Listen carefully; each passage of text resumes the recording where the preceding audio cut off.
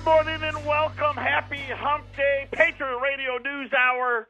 The ugliest man in radio, maybe the dumbest too. I'm Joe Jaquin, CEO of the Patriot Trading Group. Our toll-free number, 800-951-0592. The website at allamericangold.com.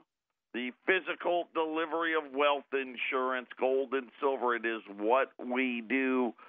We do it better than anybody, and we're trying to keep the masses apprised of the wheelings and dealings and trade wars and currency manipulation and all kinds of other things. We got debt updates, pension updates, pending home sale updates. We got a lot of updates in a world that seemingly has lost its mind. A big article on Drudge today talking about Civil War.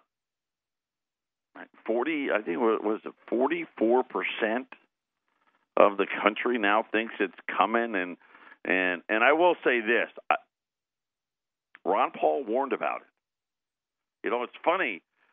You know, as you watch all of this play out, and you see all the events, and I've been doing a lot of going down memory lane and all the things that Eric used to warn us about, and I go back to, you know, probably the peak of Ron Paul's popularity, where he gave that speech in front of the Senate or the House, and talking about the change that's coming and talking about Civil War. And today, his article out of the Examiner, the Washington Examiner, 59% fear violence from Trump.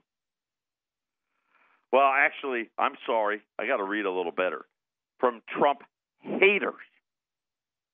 And isn't that, I feel that way. It's incredible. These people have lost their minds.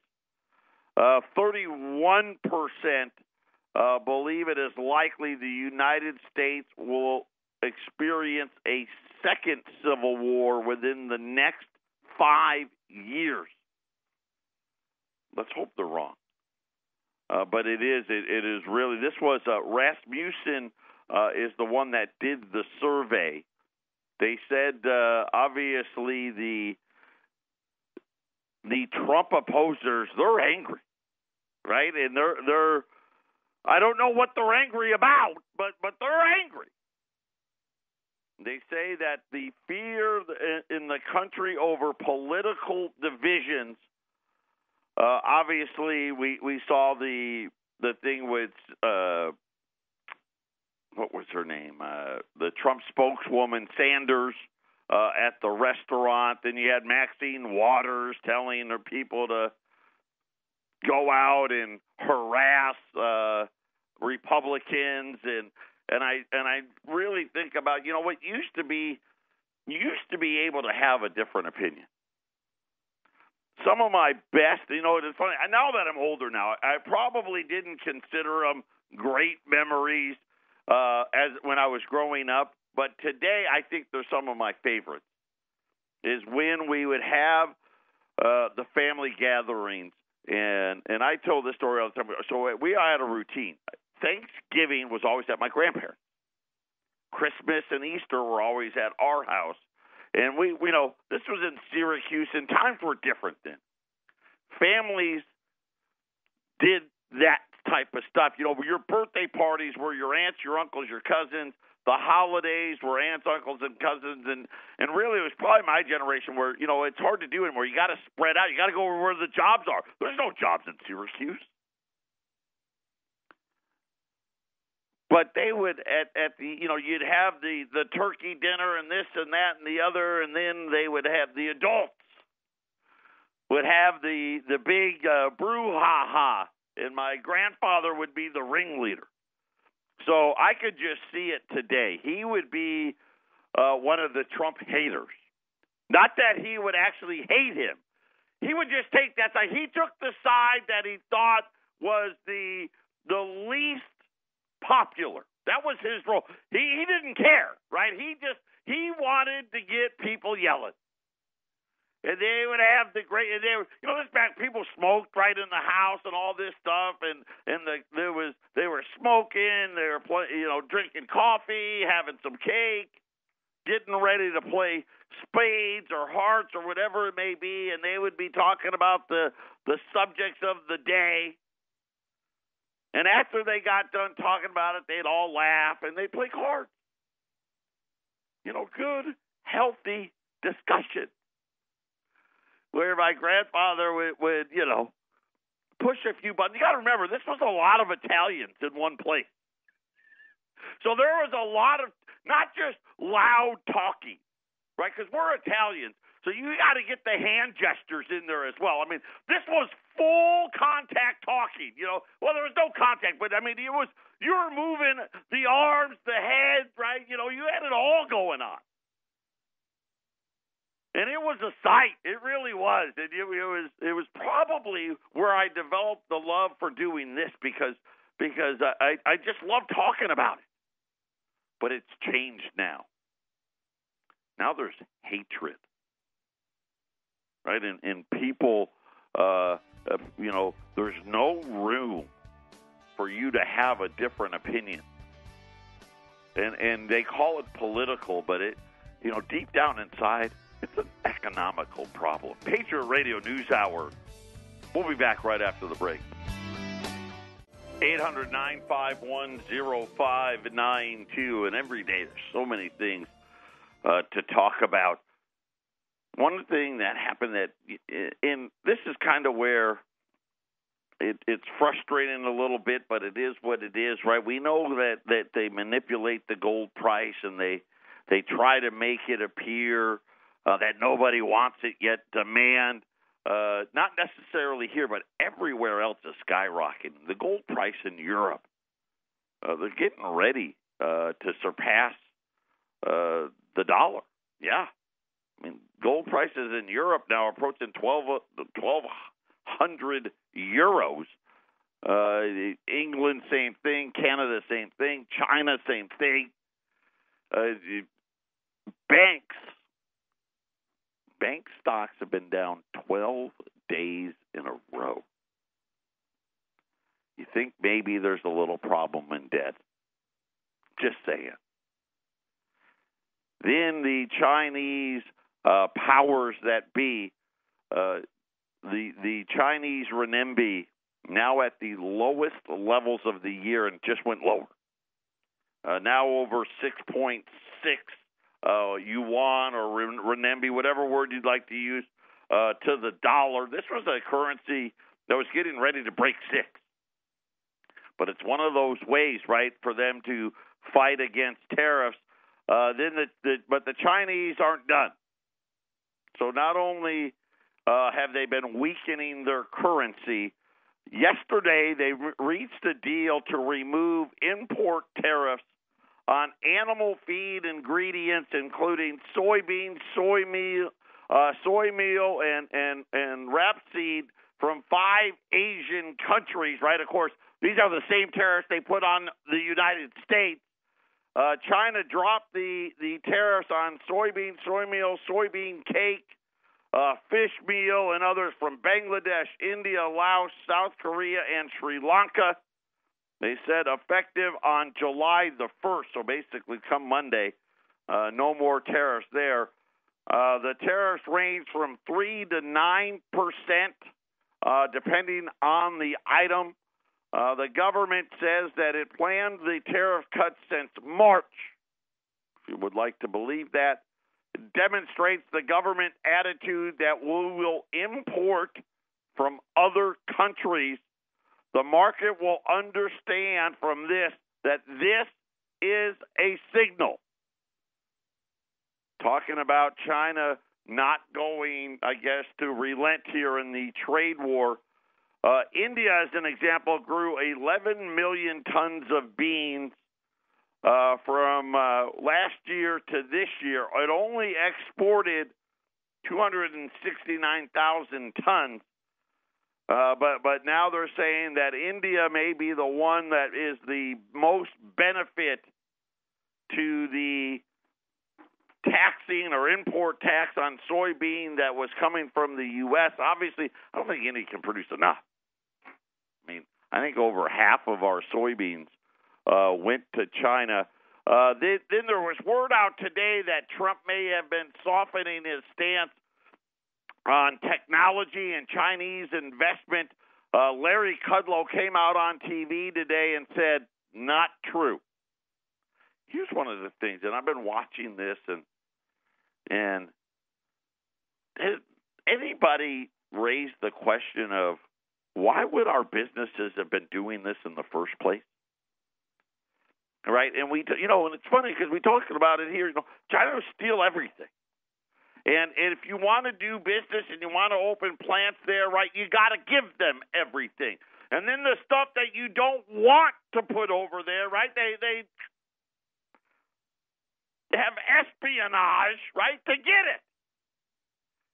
And then I start thinking about, we have all these Chinese students at all of these universities in the country, right? You don't think any of them, maybe just a couple, maybe working with the Chinese government, right, to get to some technology. I mean, I'm just saying that would be logical. I mean, if they're doing it to Apple and Google and Microsoft and all, Nudos, all these other, Boeing, and makes sense that they would be doing it there as well.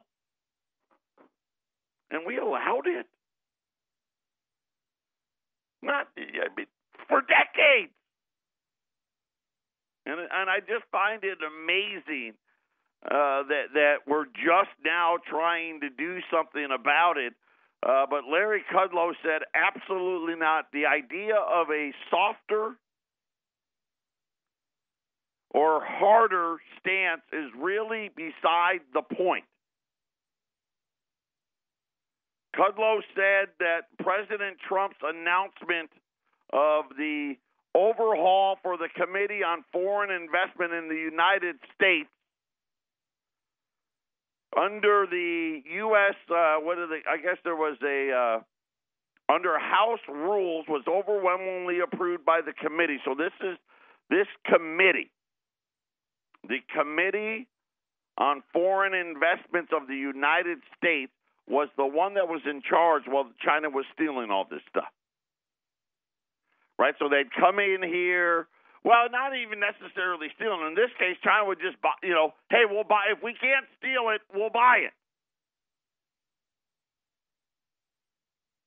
Kudlow reiterated that Washington is hoping to resolve its differences with China, but it's going to be very comprehensive and very effective at protecting our technology, the family jewels of the United States, and kind of put to rest what people were saying was maybe Trump was somehow going to allow some Chinese stealing to continue. Apparently, hopefully that's not the case. But this is real. This is what's happening. And I've educated, hopefully tried to educate you on the Silk Road Initiative, the 2025 initiative that China continues to have, which is, listen, they want to be the technology provider of the world. And they don't care how they get it. Right? If they got to steal it, buy it, whatever they need to do by all means necessary, they're going to do it. And I'm just, it's shocking, right? Also, what, a stock price could go up? Right? We give it away for a stock price? I mean, we really got to think about what's really been happening. And, of course, the bigger problem now is we're in this trade war, if you will, and really it's a war we've been losing. Right? We lost it when we signed NAFTA and GATT. But now we have to worry about all of the debts that go along with it. The CBO now saying federal debt will eclipse $100 trillion. And it's funny, they just say it. And they don't really make any any bones, bones probably the wrong word, but they just say it as fact. Kind of like I've been telling you, this is going to happen.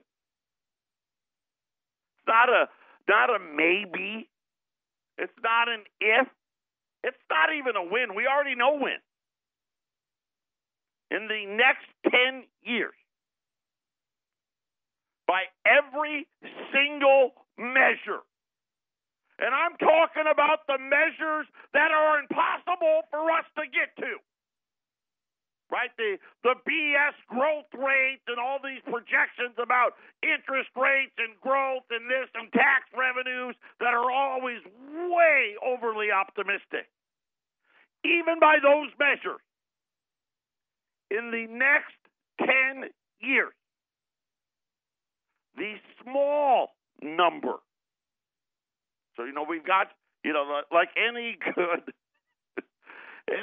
Ponzi scheme, right? The government's got multiple sets of books.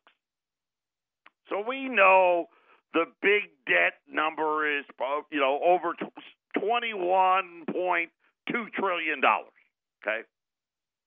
By the end of the year, that number is going to be over $22 trillion. Okay, so however, whatever number you want, that's the big number. The entire United States economy is about $20 trillion. So you're like, okay, well, we've got our debt is more than $100 trillion, or 100% of GDP. But they'll tell you, oh, no, it's not that high yet. It's only 78% of GDP, right? Because they have a smaller number. And the difference between the two numbers, some of it is Fannie and Freddie, right? We know, right? Every time the housing market crashes, right, Fannie and Freddie don't have any money, right? Because the government takes all the money every year. So that's not really accurate. Student loan debt's in there, right? We already know for a fact nobody pays those. I shouldn't say nobody. That's unfair. Just half of them don't pay. And a bunch of other stuff. I mean, but neither here nor there. So you got a big number and a small number. In the next 10 years, the small number is going to be more than 100% of GDP. And I'm going to tell you right now, it's going to be more than that. Probably going to be, I don't know, maybe 125%. Of course, now it'll put the big number at probably approaching 200% of GDP. And they sit there and they act like that's going to have no effect. Right? Wall Street they don't even care that they put it out. And this is the funny part, because they always say, well, we never saw it coming. But it's out there, right? We know how bad the CBO is at their projections, and we also know which way they are, right? They're always the same way. It's just like the Federal Reserve and GDP, right? It's always too high. Just like the Federal Reserve and what they say inflation is. We know that's a lie. We know that it's much higher than what they say. And we also know that the debt is going to be much bigger, and they're already telling you this is a fact. Who's going to buy it? Are you going to buy it? You think the Chinese want to buy it? Do you know that the Chinese haven't added a single dollar to the amount of debt they've had? Everything's gone down. For 2013 was the peak. Same thing with Japan. They don't buy anymore. They don't want anymore. And now we have this big trade war. Why do we have the trade war? Because you know what? We're vulnerable. Whether you like it or not, that's the reality. We did this to ourselves. It's a self-inflicted gunshot wound. All because we wanted a higher stock price. We wanted to live beyond our means. We didn't want to be fiscally responsible. We wanted to believe that we could just grow our way out of it. And all of this is something, think about it, right? So we started out with $400 billion in 71. And I keep going back there. It got to $1 trillion by 81. It got to $5 trillion by 2001. Still, you're like, it's not that bad. But from '01 to today, it's gone from 5 to 21. And guess what? That's not the big move. Big move started right now. This is year one of the big move. And we sit there and we look at dollar strength and the gold price got taken to the woodshed, which is, we're trying to find the bottom, and everyone's talking about this great GDP number that's going to be coming up. It's going to be okay. But trust me when I tell you, it's going to be very short-lived. And then, guess what? We're going to have to figure out who we're going to borrow the money from to pay for all this stuff. Patriot Radio News Hour, halftime on a Wednesday.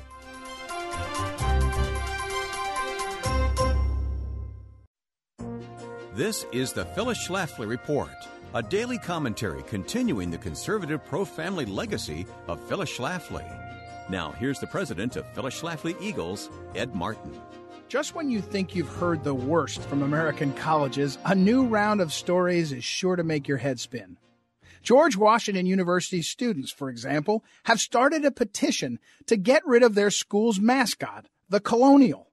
According to the petition, the current mascot glorifies the act of systematic oppression and would be better replaced by the river horses or hippos. Ivy League schools are set for yet another round of all-liberal commencement addresses, as you'd expect. But the story that takes the cake this month comes from one of our favorites, the University of California, Berkeley. The UC Berkeley Commission on Free Speech claims that conservative students are officially to blame for last year's destructive leftist riots that left a wake of canceled events and property damage, all because many invited speakers to campus were likely to incite a violent reaction. Although the report of the UC Berkeley Commission doesn't suggest fully banning conservative events or speakers, the Commission does set forth new suggestions for restricting the areas of campus that are open to free expression. The report also suggests training for campus police officers so they may appear less intimidating to protesters and rioters. These are just a few of the latest headlines in the left's assault on the minds of our young people. Phyllis Schlafly knew well that college campuses were the breeding ground for the left's seeds of anarchy and radical anti-American sentiment. It seems we are less and less surprised by the headlines that should be more and more shocking than ever. The hearts and minds of the young people who will very soon lead our nation are at risk. It's up to us to teach our teenagers and college students that free speech and free markets are not to blame for our problems. These students need to know the true liberty of free speech and civil discourse, private property and free markets, and the great character of men like George Washington. It's time we light a fire in our students and set them on the right path in the midst of this campus insanity. At the Phyllis Schlafly Eagles Collegian Summit in Washington this July, that's exactly what we'll be talking about. This has been the Phyllis Schlafly Report from Phyllis Schlafly Eagles. Do you have a college-bound son or daughter? Do you care about the next generation? At phyllisschlafly.com, we expose the liberal agenda and anti-Christian mindset found on most college campuses and help equip conservative students to stand up for their beliefs. Visit us at phyllisschlafly.com and join us again next time for the Phyllis Schlafly Report.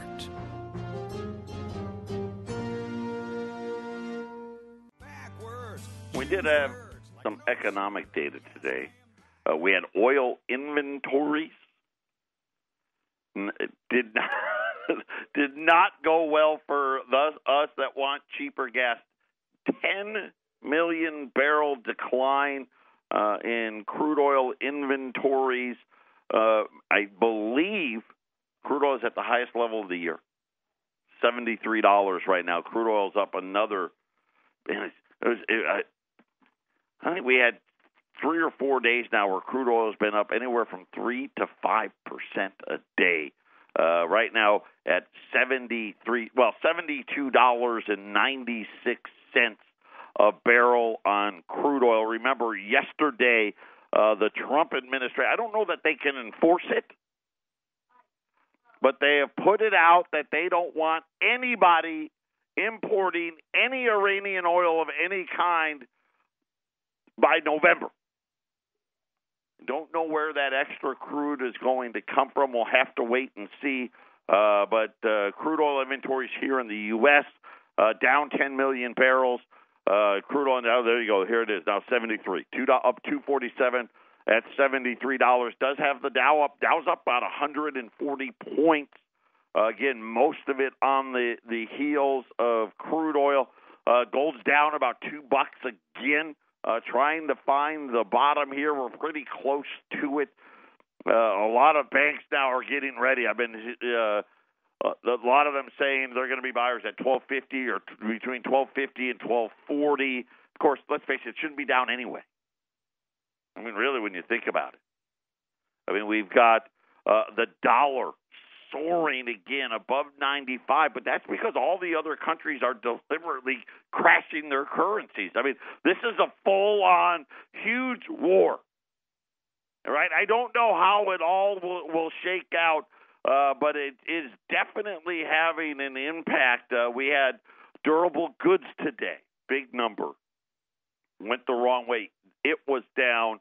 Again, this was, I believe, the second or third straight month in a row for durable goods. Of course, durable goods are anything lasting longer than 3 years. And they use words like refrigerators, air conditioners, cars, stuff like that, down again for the third straight month in a row. By the way, cars, big decline. One of the things I talked to Eric earlier this week. As a matter of fact, I talked to Cliff yesterday. Him and Eric worked together. They've sold one car this month, and they wholesale cars, and one retail car for the whole month of June. They're like, everything has just stopped. I don't know. Again, it's Arizona, so the summer it kind of clears out, but one. Then we had pending home sales. Okay, now this one's important because these are, I like pending home sales better than everything else because these are actually people signing contracts. Okay, yeah, I'm buying this house. I'm putting my name on it. Down for the fifth straight month in a row, and down everywhere. Didn't matter south, west, east, northeast, Midwest. Home sales existing or pending home sales down for the fifth straight month. So these were those were the economic. We had oil inventories, durable goods, pending home sales, and you're left scratching your head. I still think we're going to get a good second quarter GDP number. We will. But it looks like that's going to be the high water mark. Don't know. Things will have to turn, right? We'll have to see car sales get better. Home sales would need to get better, right? We probably need to see the trade war stuff come to an end. It doesn't look that way. So that may be the high water mark, and I think that's kind of one of the things that we're kind of looking at as we talk about why the second half of this year, I've been saying it for the last 90 days, the second half of this year is going to get crazy. Because we're going to hit the peak for the tax cuts, and then we're going to have to see what's left. I think Trump's doing the right thing. We need to fight the fight. We need to bring it all back. The problem is, what bringing it back is going to cost. I don't know. The Fed's not going to be able to get away with there's no inflation. Just something to think about as we do it. Yesterday we ran those half dollars. We've been getting calls all morning. We're down to about the last 65 rolls. These are the silver half dollars. Silver, by the way, it's down about 6 cents right now, $16.18. Rolls of silver half dollars. They're $130 a roll. If you buy 25 rolls or more, down to $125. Both of those prices, by the way, you're talking about less than $2 over spot. At 800-951-0592.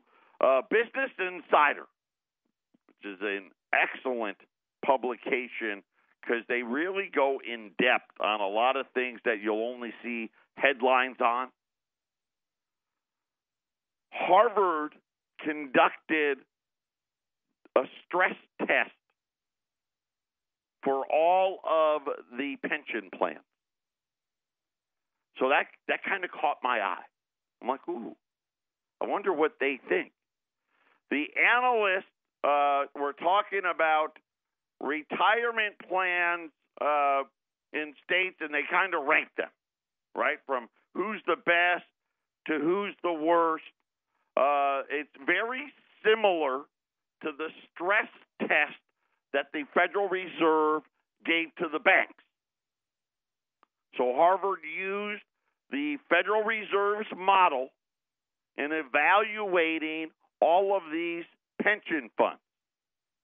They looked at two different economic scenarios, neither of which is as stressful as we expect the next downturn to be. So in other words, Harvard, they took it easy. And I think that's important to note that. But this was John Malden was the one that did the article. And he says that the stress tests weren't all that stressful. But relative to what the pension trustees and legislatures assume right now, this is kind of brutal. Okay, and again, a lot of these states, they're just lying they lie to themselves and then they lie to us. Scenario number one assumes a 5% investment return for the next 30 years. Most plans right now are somewhere between 7 and 8, and we know that's not going to happen. Scenario two assumes an asset shock involving a 20% loss in year one, followed by 3 years of recovery. So nothing horrible. I'm going to tell you how they turned out and what states are in the biggest trouble. Here's all the nonsense. Let's just call it the way it is. I don't care about what gold's doing today or tomorrow, next week, next year. I will tell you there's only one path, and that's higher, and a lot higher. How do I know? Well, remember what the CBO said today. By 2048, the debt will be $100 trillion. I've been telling you, in 10 years, the debt's going to be $40 trillion. Then Harvard says we're going to conduct a stress test on the state pension system. And there are great two scenarios, and it's almost laughable. One is 5% returns for the next 30 years. No slowdowns, no recession, no big economic boom, just 5% every year for 30 years. Completely unrealistic, but there it is. The second scenario, the hard one, you have a negative 20% for 1 year, then a 3-year recovery, and then 5% returns every year for the next 30 years. Well, for 25, right after that. So 1 year of negative 20, 3 years of recovery, and then after that, 5% for the next 25 years after that. So I don't think any one of us would be like, okay, well, that's not a whole lot of stress, right? Here's what they found out. New Jersey and Kentucky have the highest insolvency risk. Both were fully funded in 2000. Now, remember what I told you about the debt. Remember, it was $5 trillion then. That we think about how big it had gotten. It's now almost 22. They were 100% funded. Both of them now are down to 31%. Other states in, well, shaky conditions. Illinois, which we know that. Connecticut, not shocked. This one shocked me. Colorado, Hawaii, Pennsylvania, Minnesota, Rhode Island, South Carolina. If you are a current or retired employee of one of those states, and this is a study done by Harvard, John Malden from Business Insider is the guy writing the article. If you are a current or retired employee of one of those states, again, those states, New Jersey, Kentucky, Illinois, Connecticut, Colorado, Hawaii, Pennsylvania, Minnesota, Rhode Island, South Carolina, I highly suggest you have a backup plan. If you aren't a state worker, but you simply live in one of those states, plan on higher and higher taxes over the next decade. But that's not all. Even if you are in one of the few states with stable pension plans, you're still a federal taxpayer, and that's who I think will end up bearing much of the debt. In other words, someone's going to have to put it on somewhere. We'll just add it on to the national debt. I will tell you who they say. If I can, I think Wisconsin, South Dakota, and Tennessee are some of the best states. Arizona, we're not so great. We're just we barely made the cut of not being one of the worst. So those are the states that are inflicting, that will have some of the most pain. Alaska, by the way, will be the state that's the best. So what I would tell you is go to the states where nobody lives. Those are the ones that usually will have the best ones. All the states where a lot of people live, those are the ones that are expected to do the worst. According to the study, which was conducted by Harvard, they say that local pension plans jumped from unfunded liabilities of $433 billion to now more than $6 trillion.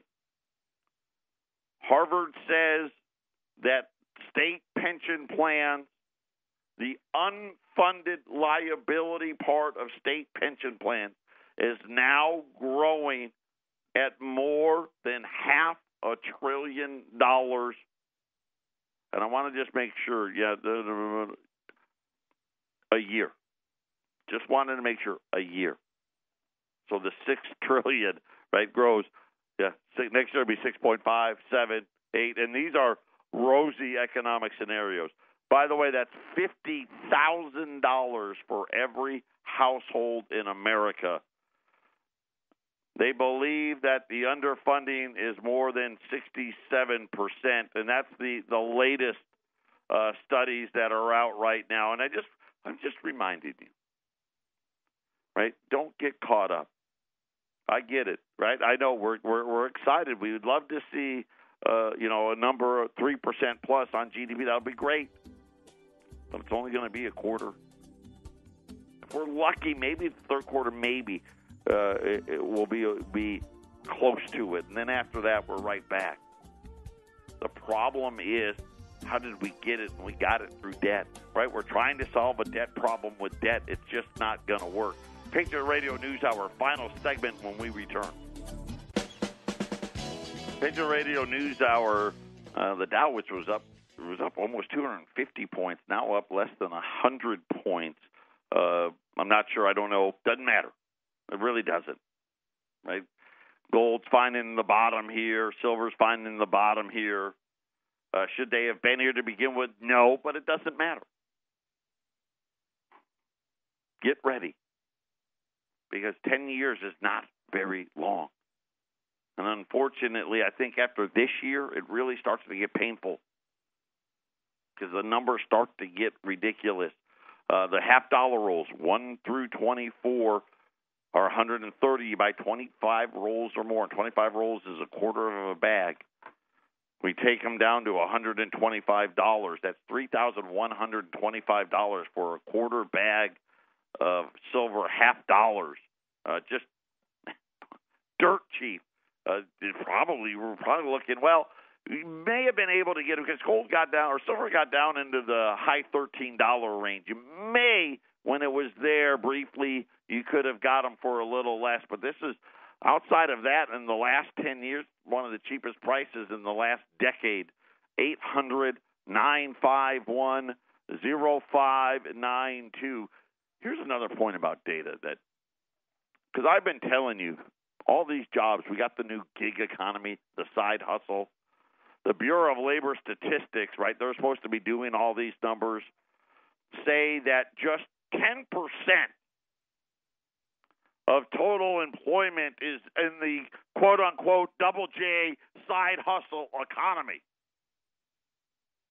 Unfortunately, that's really not the truth. See, the BLS numbers don't include people who work a side hustle in addition to their full-time job. When you do that, 1 out of every 3 people in the United States now has a quote-unquote gig economy job. 1 in 10, it's their only job. 33% or a third of people have, well, I've got a job and I got a gig job because I don't make enough in my regular job. And the latest report predicts within the decade, it'll make up the majority of U.S. workers. So just so you know, this is another thing coming. This is what debt does, right? It's crushing us systematically. And this is going to be a period in U.S. history where I don't think even Trump, I don't think he can do it. We got to bring them all back, right? We got to start paying $30 and $40 and $50 an hour, and we got to pay, well, you know what? I thought $100,000 for a new truck would do the trick. That's probably got to be $250,000. Big Mac probably got to be $20. Think about it. 33% of the U.S. workforce is now a side hustle. 800-951-0592. That is the toll-free number. Buy the bottom. Always hard to do, right? Because you never really know where the exact bottom is going to be. But I'll say this, we're closer to it than we've been. 800-951-0592. Patriot Radio News Hour. Everyone take care. Have a great rest of your Wednesday.